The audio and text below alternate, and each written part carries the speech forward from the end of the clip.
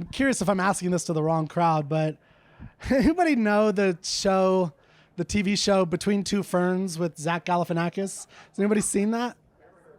Never heard. Okay, I'm asking the wrong crowd. Well, there's a moment. I was like, all right, maybe that's happened. So there's a moment when it's in the bloopers, which is funnier than the actual show, I think, when he's talking to David Letterman, and it's like a satire show about late night shows, basically, is what Between Two Ferns is. And he says, Zach Galifianakis, he asks David Letterman, like, what did you do? Did you read a book last night and came here all eager to talk about it to young people? And they started laughing. And that's exactly what I did. Like, I read a book last night and I'm just excited to talk about it. And my hope for you is some of the insights that I've had about literature over 20 plus years studying and understanding it are how to squeeze out some real practical value for your life, where reading literature is not just a entertainment value, which is good to have entertainment, but how can we actually get something out of it? Okay, so I assume, how many here have read Fountainhead by Ayn Rand? Okay, almost everybody. The Fountainhead by Ayn Rand. Now, when many of us, I'm going to make this about myself so I don't offend anybody, but when many of us read Ayn Rand and the Fountainhead for the first time, especially when we're young, I think the tendency is to automatically associate ourselves with Roark. I'm Roark. I'm more like a Roark. That the first-handed idealist achieving all his dreams through struggle in this murky, complicated, second-hand, compromised world. But I'm the first-hander living in that murky world. But I think we're actually, a lot of times, we may be more like Peter Keating than we want to admit. And, the second-handed person who gets his vision and dreams from other people and his ideas through other people. And why I want to bring that up is I don't want to insult anybody. That's not my goal here. But in listening to objectivist lectures since 2008, really, 15 years, one thing I noticed they don't really talk about much is the real purpose of art is not to judge other people. That's one thing that happens. Sure, I have a model of Peter Keating's, and I've heard this over and over and over, even from great philosophers that I love, and it lets you look at other people in the world and be like, there's a Peter Keating, there's a Peter Keating. Okay, that's not the chief role in the value that you can get from literature, in my opinion, and art broadly. It's actually about judging yourself. It's about going inward, introspecting, thinking about, when am I like Peter Keating? When am I like Howard Roark? How can I be more like the first-handed person and less like the second-handed person? Let me ask you this question. So just as an example, am I acting from my own vision? That's my vision, my dream, my goals? Or is it somebody else's and I'm just kind of leeching off of it or something? Now, if you could start ignoring me for the rest of the talk after this one bit. So this is all I really care. And like everything else, I'm going to talk about Cervantes and all these things, and I hope you get some joy out of that. But this is an insight to me that I really found profound, and I hope maybe you will too. When do your dreams become yours? So if you think about the Fountainhead, Peter Keating, one of the thoughts is that this guy's an architect because his mother told him to be an architect, in a sense, right? That's how I held it. I think that's how a lot of us hold it. But what's wrong with that? Being an architect versus a painter probably is a good idea. You don't want to be a starving artist. What's wrong with him doing that? And then Ayn Rand, of course, does not talk about Howard Roark's upbringing. So imagine a scene later on in the novel, he's maybe getting some success, and he gets a letter from a long-lost relative from his youth. And the letter says something like, the best laid plans with sound, right? The letter says something like, good to see you took my advice, right? Something like that. Good to see you're an architect like I suggested when you were a child. Something like that. Would that mean that his dream for being an architect isn't his dream? So the question is, when does a dream become your own? Because we're born into this world with all these things in the world. We have aspirations for the world. So it's every dream you have does not come from you. It originates outside of you. So I just want you to think about when a dream comes to you. And what I'm going to start talking a little bit about is how I think dreams can go wrong, what we can learn from this character 400 years ago, Don Quixote, that this can go wrong and right, and why that's important for us. Has anybody read Don Quixote by Cervantes? Oh, you read Don Quixote? Did you? Okay. So just a little bit? Okay, there we go. All right. You read Don Quixote in Hebrew, the whole thing. Don Quixote. Well, yeah, so that's interesting. It's been translated all. You too as well, Bob? I saw the news, not very Man of La Mancha. Yes. Man of La Mancha. And I read the Classics Illustrated comic. Cool, okay. So revealing the ubiquitousness of this novel. This is a novel that I am going to contend has shaped the world we live in, and our world views in many, many ways. There's an old quote from, I think it might be G.K. Chesterton or C.S. Lewis or something like that. And he says there's a Don Quixote and a Sancho Panza in all of us. That is, there's that tall, emaciated, skinny idealist dreaming after grand dreams, and the little fat man who's asking what's for dinner. So the Don Quixote is a wannabe knight. He's living in the 1605 Spain, traveling around as a knight errant, doing good deeds as he sees it. But he's living in an era where there are no more knights. Knights don't exist anymore. And he's become obsessed with these chivalric ideals, always reaching for this grand dream, even though it's not really gelling with reality. So as an example, not as famous as the windmill example, but one of the examples is he sees a flock of sheep, 2 flocks of sheep. They're kind of going at it. And he's like, it's 2 armies, and I'm going to go save them. And then he goes in after them. And he starts charging in. Sancho's like, what is that? Those are sheep, dude. What are you talking about? He goes in, and then the sheep shepherds get mad at him, and they fling rocks at him and knock his teeth out, knock him off the horse and everything. So that, by the way, is the standard model of a Quixotean misadventure. Don Quixote and Sancho Panza see something, windmills, sheep, an inn. They identify it differently. It's just an inn. It's a castle. Don Quixote charges after it to take knightly action to normally dreadful consequences. And then, importantly, they talk about it. And that's where it becomes very interesting. If it was just a little, it's in the talking that you get these philosophical things often. More than that. This is a 940-page book. It's more than just those little adventures. It's as you were saying, there's a lot of meta narratives that we could talk about too. So my point, and what I hope you guys are taking away a little bit, is that in the objectivist movement, we get a lot of abstract ideas thrown at us, often very brilliantly and wonderfully parsed out with examples. If you're like me, I need models of characters to hold what those are. I'm not going to remember. And in fact, there's a person named Ayn Rand who wrote a book called The Romantic Manifesto, where she said the exact same thing, that you need the models to hold these abstract and these metaphysical ideas. Otherwise, it's too broad and it's just going to slip out and you're not going to really grasp it. So you could think of it as like an outline, right? And what is rationalism versus empiricism? Well, you can have an outline and you have great lectures that are brilliant and life-changing, or it's just, you can kind of hold it as Don Quixote, Sancho Panza. Right? Those are 2 ways, and then you can kind of hold it and think it through, which is what she was trying to do with Keating and Roark, right? It's 2 versions of selfishness rather than just writing a treatise on ethics. So when I say Quixote, you probably know a word, quixotic, tilting at windmills, right? Has everybody heard that word before? So what does that mean to you?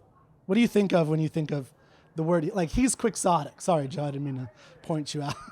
I just met you. I don't know if you're actually quixotic, but if someone's that guy's he's quixotic or he's tilting on windmills. What does that mean to you?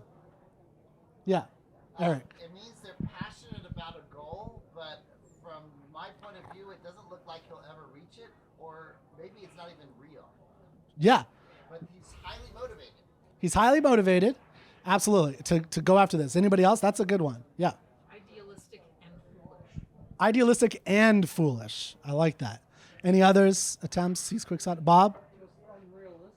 Unrealistic, yeah. It's just not being realistic. And I think you could even, sometimes I think there's some high-level AI people who are being a little quixotic, perhaps, about AGI and its abilities. But maybe I'm wrong, and they'll prove me wrong. I don't know.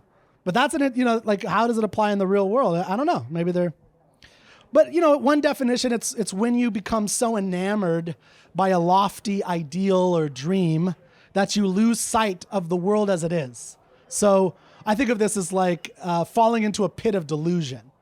And that is the great danger, and that is the lesson that I'm learning in Don Quixote is it's not merely cynical look at ideals, which is one thing I've heard objectivists say.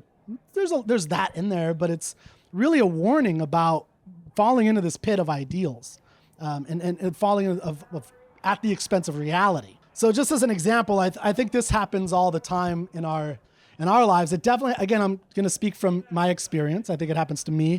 Maybe it happens to you.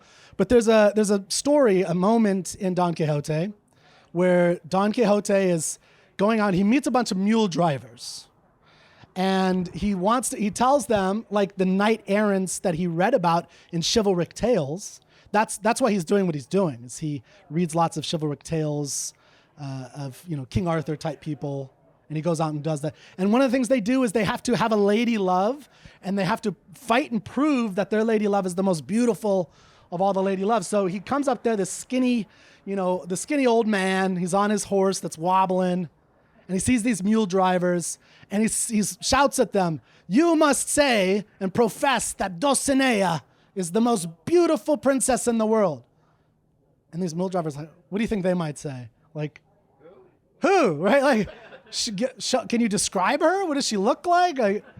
He's like, if I have to show you, then I'm not fighting for it. And you can't really say. He's just like, you just have to say it because I say so. And then one of them says something like, well, they ask a question. They give a little bit of doubt to his ideals, right? And what does he do? He charges. But what happens, of course? Bad consequences. So he's not actually able to make that kind of fight work. So he actually, Rocinante, his horse, falls over before he gets there. He stumbles, and the mule drivers beat him almost to death.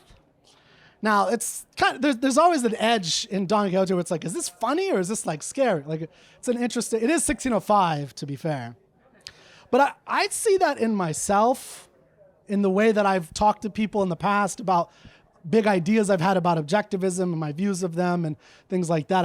I do see that kind of thing in myself, and I've seen that as an observer of the movement for a long time is, you can hold a beautiful ideal, but if you shut out facts and proof, you'll end up like Don Quixote. That's kind of the message.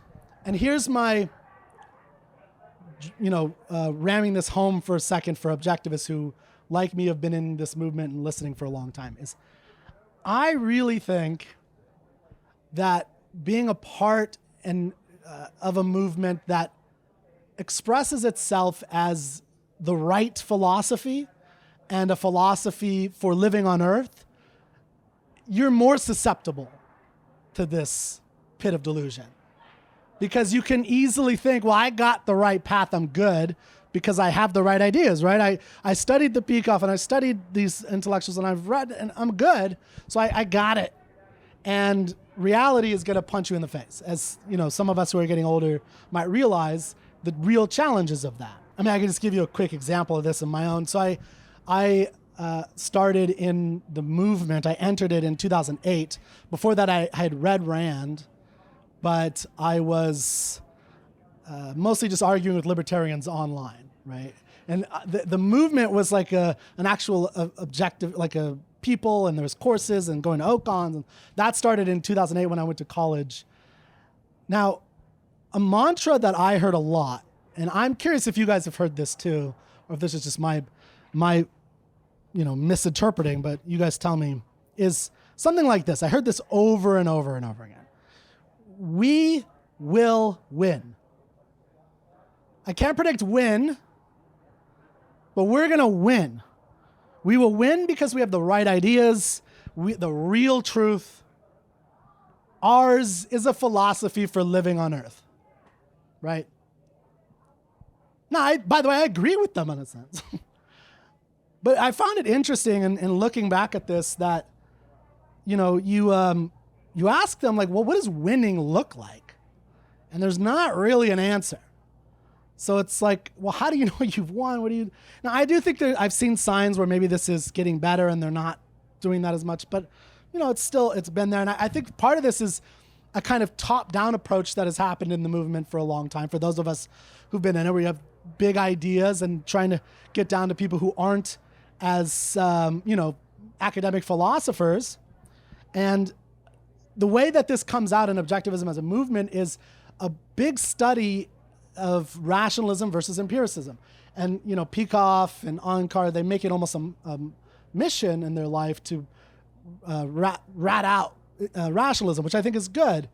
But what I'm saying to you now is I think it's difficult to hold the model of these philosophies, rationalism, or these methods of thinking as rationalism versus empiricism.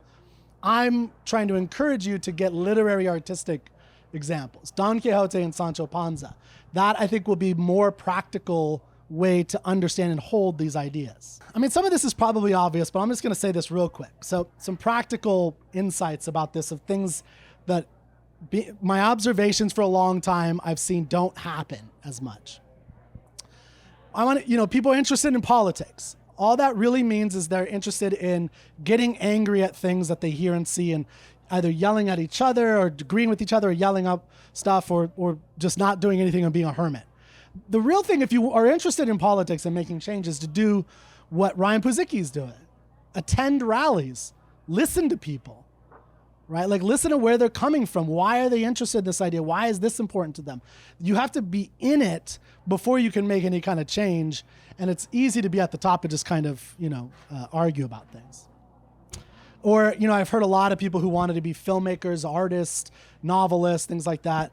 And, you have to live in a filmmaking hub for like 10 years, in my opinion, just being at the dirt poor at the very beginning, interning, and before you can even have opinions and thoughts and dreams of your own, in a sense, other than I want to do this. Because you need to live in the stuff for a long time before you really can build something.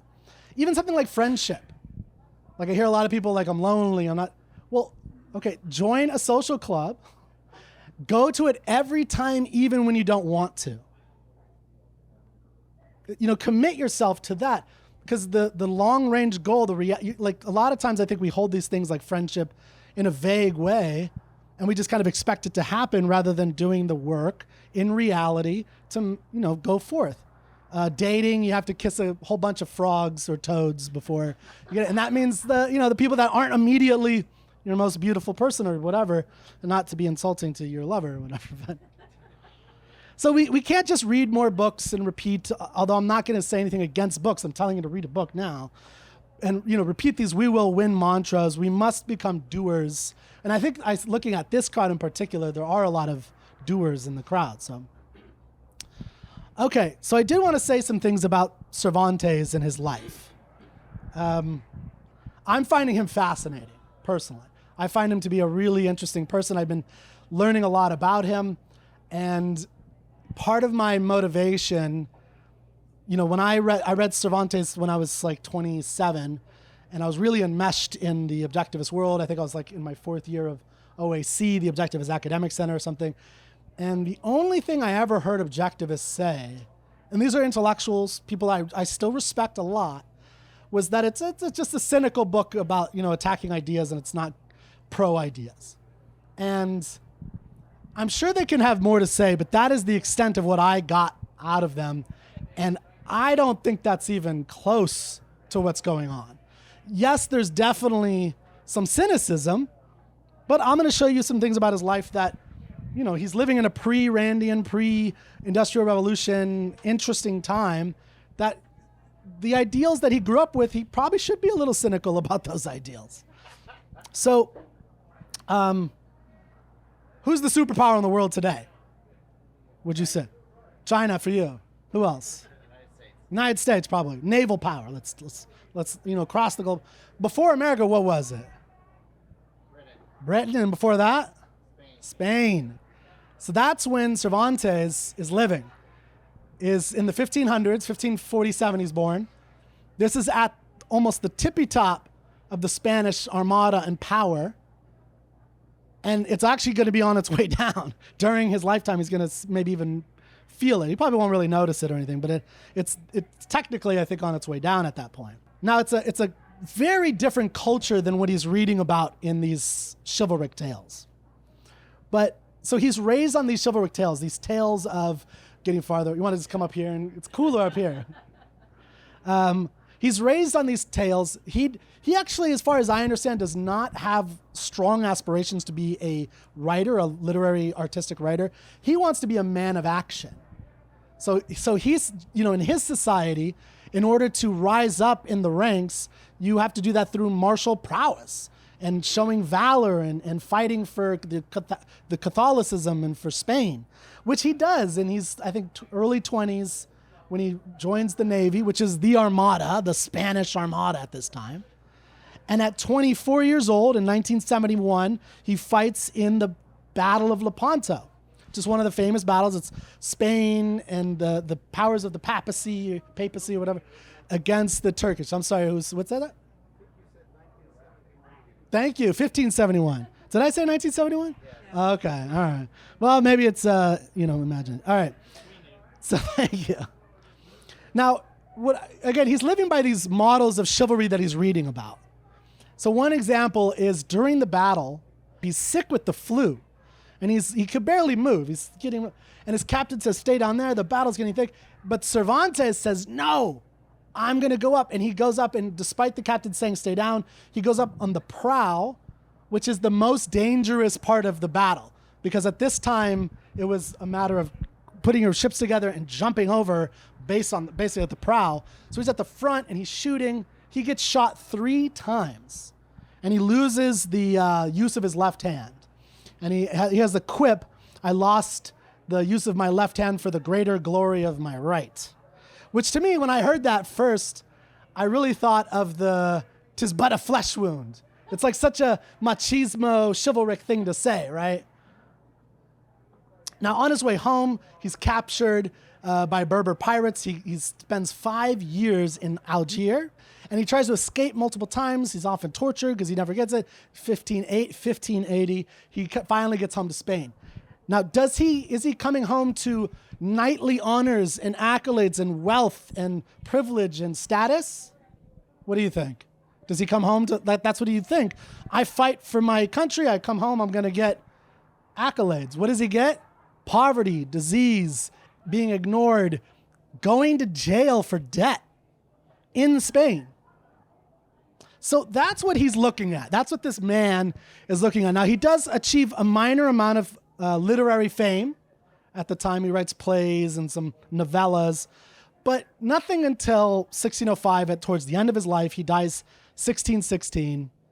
Nothing until Don Quixote. Now, what I want to say is what you get with Don Quixote, and I hope I'm kind of enticing you to go read this book. It's worth it. And the audiobook is actually really good.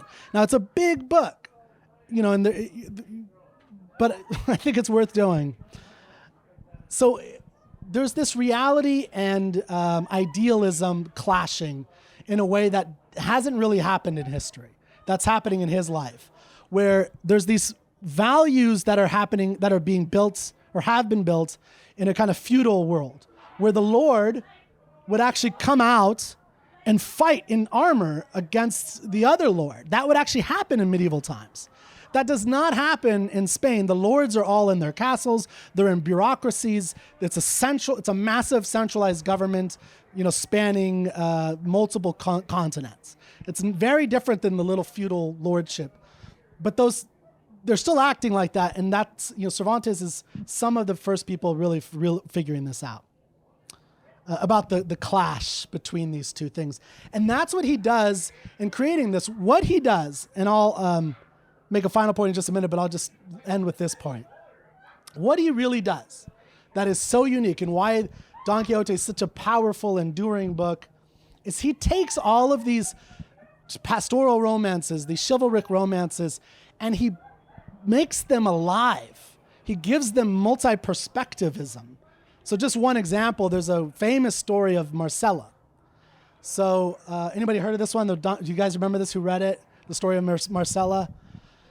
So at this time and for hundreds of years, there's something called pastoral romances, which is basically just shepherds and shepherdesses who are really noble, but they ran away to be shepherds and stuff, living in this idyllic, perfect environment away from the city, the perfect countryside. And they fall in love, and there's all this, angst and things like that, and that's it. It's very like, cardboard cutout characters enacting love and things like that. And great romances. There's some good stuff in there, I think. What he does is he has Don Quixote approach a shepherd who's killed himself. And his friends are there lamenting and being sad about this. And they ask what's going on with this, and they tell the story of him, the shepherd, falling in love with this beautiful woman named Marcella, who's a noble woman who comes into town, and she comes into the shepherding world as this beautiful woman, and all the shepherds fall in love with her, including this guy. And because she says, no, I won't be with you, he can't take it, so he kills himself, which is something that happens in pastoral romances sometimes. Well, what Don Quixote does is he makes her a real person. She comes out, pops out of the page.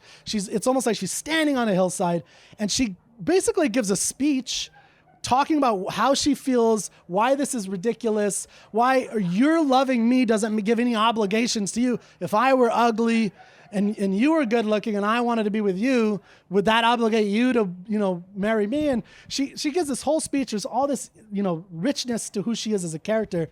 So he's taking these things and he's binding it with reality. And he's the first one really who does this. And that is why that's one of the reasons why he's so famous, and he does it really well. I think he's one of the better ones who does this, and it's very, pivotal moments in time. Okay, so I wanted to kind of end there. I'll say, I think we all harbor lofty dreams and ideals. I hope you do. I hope you don't take this as don't dream. That's not what I'm saying. I'm saying let's look at these models artistically to kind of help us move forward. And, whether you're, think of yourself as a Howard Roark, sometimes you are, but sometimes also you might be a little Don Quixote or a little Peter Keating. And you want to, work on using these models to help guide you to introspect. And that's basically the moral of my story is don't give up on dreams, but instead learn and read from these as well as philosophy. I'm not trying to bash on philosophy, but I find the reading of literature as a superior guide to consciousness. And this is something that Ayn Rand talked about in the Romantic Manifesto, that art is the training of consciousness, not abstract ideals. That's important, but the training of consciousness, I think, is that. So that's all I got for you today. Thank you so much. And if you have any questions, I do have a mic and we can talk about it. Otherwise, we can get back to eating. So you mentioned something earlier about wanting to immerse yourself for 10 years or something in maybe filmmaking or something. So I'm not going to go do that, but sometimes I find myself being judgmental and critical of, maybe the new versions of Star Trek that they're building, right? And like, why do they do it this way, or why are they focusing on these kinds of ideas versus others, or why is there more fighting and less talking? Like, what would you, I guess, your recommendation on, like, it takes a lot of work to put on a 50-minute show and have it, make money. I assume Paramount's not just doing this for fun. So what would be, I guess, a smart way to look at those kinds of properties that remind me of something in the past, but they're doing something new, and I'm not someone who actually makes that kind of stuff. I'm just enjoying it. Yeah, no, thank you. That's an interesting. So I definitely, when I'm giving that example, I'm giving an example for the purposes of guiding your life, not necessarily judging art. So I do think there's definite value in judging the kind of art that you like.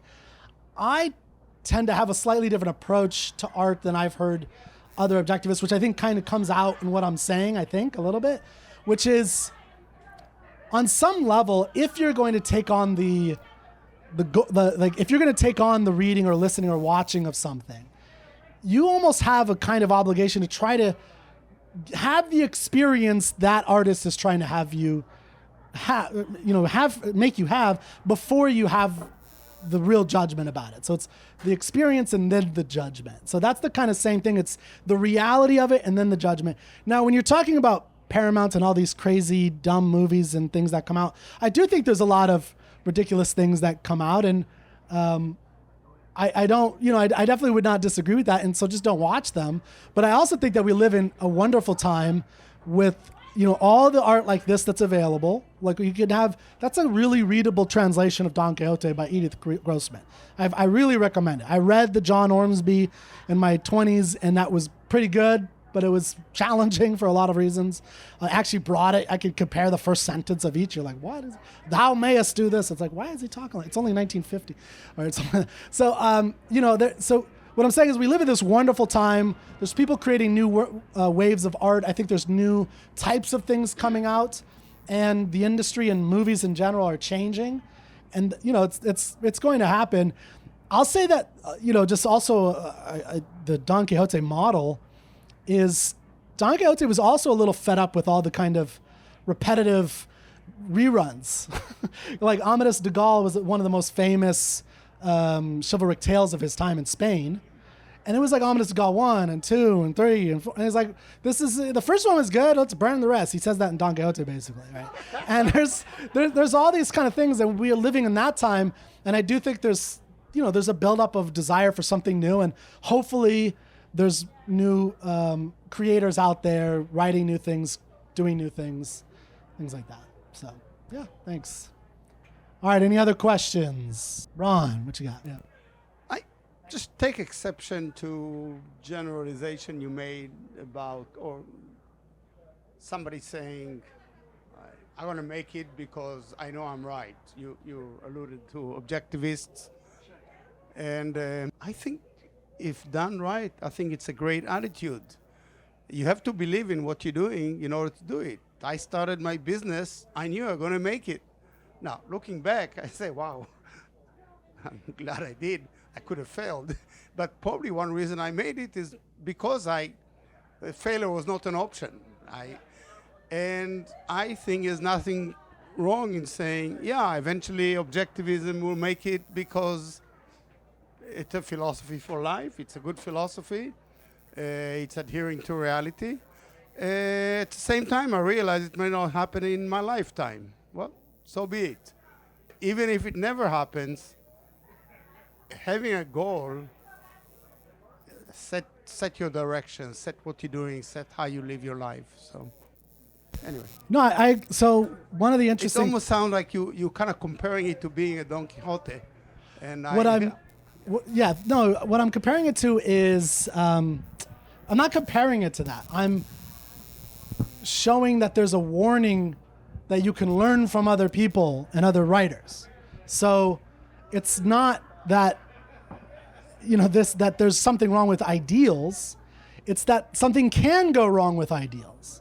And that's, objectivism as a movement has spent a lot of energy talking about rationalism versus empiricism. And there's a reason for that, because you can go down those routes, which are the false processing methodologies for thinking. And that's possible. And, you could take courses and that's helpful and you should. But what I'm saying is these models are very, very helpful. The Don Quixote can help guide you. And you're 100% correct that you should definitely have ideals. And I'll just say this about that. So I only picked out one teeny little aspect of this 940-page book.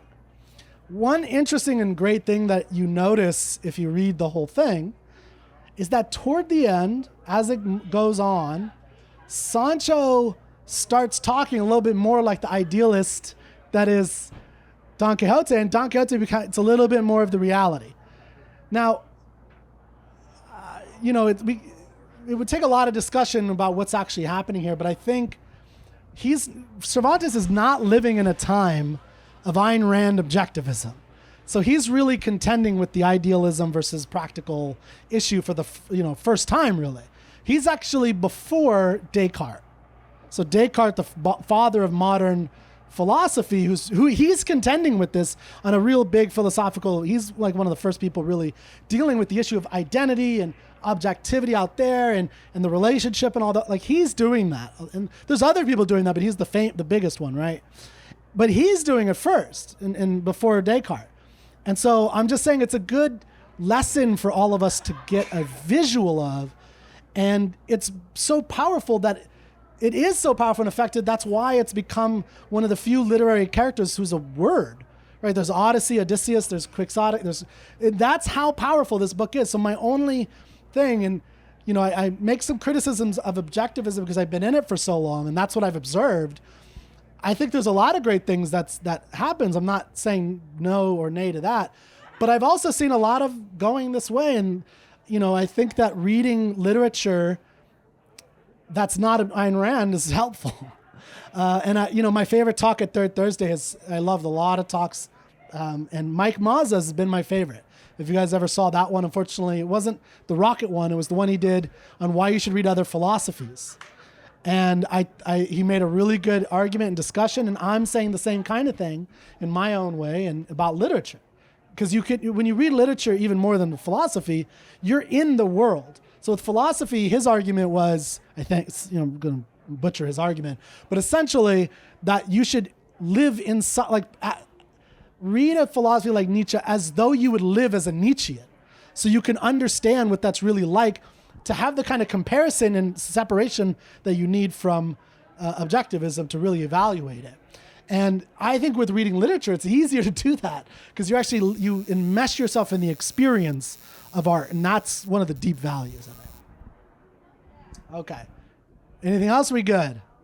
One more question? Yeah, no, thank you. And we'll end with this question. We could talk to me afterwards if you'd like. So there's one of the projects I would like to take on more full-time, maybe even as a career, is the discovery, the dissemination in education of a canonical list of books that everyone should read. What are those books and why? And why are they helpful? And I think, what you're saying about, you're talking about, you were reading a book like Don Quixote, or Ayn Rand, called it a literary duty to read Tolstoy. I think it was Anna Karenina, but maybe War and Peace. And she hated it and she didn't want to read it. And we all have that experience. And I can't promise in my telling you to read any of these books that you're going to utterly fall in love with everything about it. But I do think that there are a grouping of books written in the world that the encountering of them, whether you like them or not, are change agents for you. That you will get something different out of it if you do the experience and the work of it. And sometimes it's going to be more work than others. And the problem is when we expand literature and literature education to the degree it exists, which it doesn't exist anymore, I don't think, that we expand it to like any modern thing that's coming out, or the latest woke type thing, which is like, if you want to read them, I'm not saying no, but what I'm saying is there's a core 10 or 20 books that we should encourage and try to get everyone to read once in your life. And I think it is worth getting into and getting into Don Quixote, even if you have a challenge with it. And I'll just end by saying that this is the value and the role of teachers, of a good teacher, is not just to tell you the times and places of when it was published, and it's to inspire you to get something out of this thing. And then if you don't come back to it, you don't come back to it. But I would be willing to bet that if you could make your way through Don Quixote with a good teacher, you'll come out changed. You'll come out with a new model of the world that you can push up against and agree or disagree with and see in yourself. And you'll be a changed person. You'll be better for it, no matter who you are. That's my belief. And I believe there are these core 10, 20 books that are like that. So that's what I got to say about that.